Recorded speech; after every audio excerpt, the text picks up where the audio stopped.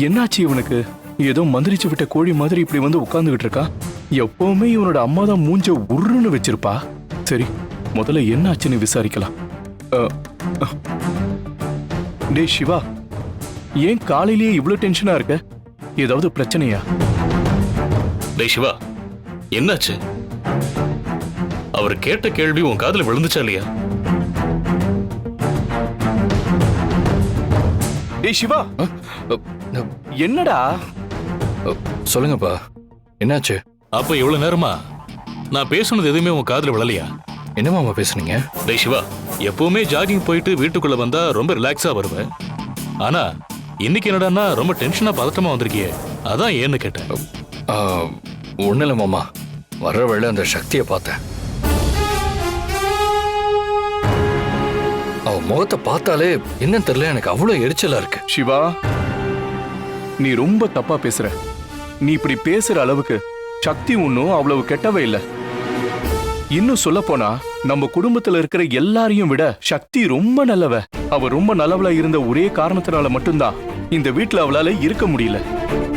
சக்தி உன்கிட்ட பேசினாலா இல்ல நீயே சக்தி கிட்ட போய் ஏதாவது பேசுனியா?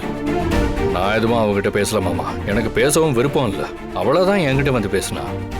சக்தி என்ன சொன்னா? வேற என்ன சொல்லுவா?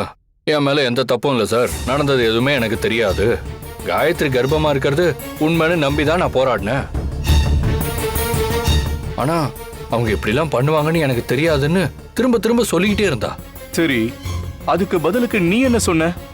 இதுக்கப்புறமும் உன் நடிப்பை நம்புறதுக்கு நான் முட்டாள் கிடையாது, என் மூஞ்சிலேயே முழிக்காதுன்னு சொல்லிட்டு நான் அங்க இருந்து கிளம்பிட்டேன். சிவா, நீ தப்பு பண்ணிட்டடா. எல்லா தப்பும் உன் மேலதான்டா. பா, உங்களுக்கு ஏதாவது பிரச்சனையா? தப்பு பண்ணதெல்லாம் அவளை எதுவும் சொல்லாம சம்பந்தமே இல்லாம என்ன பிடிச்சு திட்டிட்டு இருக்கீங்க? சிவா, மணி சொல்றதுல எந்த தப்பும் இல்ல. உண்மையிலேயே எல்லா தப்பும் உண்மையில மட்டும்தான் இருக்கு. ஆமா, அப்பா தான் புரியாம பேசுறாருன்னா அவரு கூட சேர்ந்துட்டு நீங்களும் இப்படி பேசுறீங்க. சிவா, உண்மையிலேயே நீ தேவையில்லாம சக்தியை பத்தி தப்பா புரிஞ்சிட்டு இருக்க. இப்ப மட்டும் இல்ல, எப்பவுமே நீ அவளை சரியா புரிஞ்சுக்கல. என்ன மாமா சொல்றீங்க? நான் அவளை சரியா புரிஞ்சுக்கலையா? ஆமாண்டா, நீ எத்தனை முறை கேட்டாலும் இதான் பதில். உனக்கு சந்தேகமா இருக்கிற பல கேள்விகளுக்கு பதில் கிடைக்கணும்னா நீயும் சக்தியும் ஒன்னா வாழ்ந்த கடந்த காலத்தை முதல்ல நீ தெரிஞ்சுக்கணும். என்ன சொல்றீங்கப்பா? சிவா, நான் ஒன்னும் பெருமைக்கெல்லாம் சொல்லல. சக்தி மாதிரி ஒரு பொறுமைசாலியையும் புத்திசாலியையும் எங்கேயுமே பார்க்க முடியாது சிவா.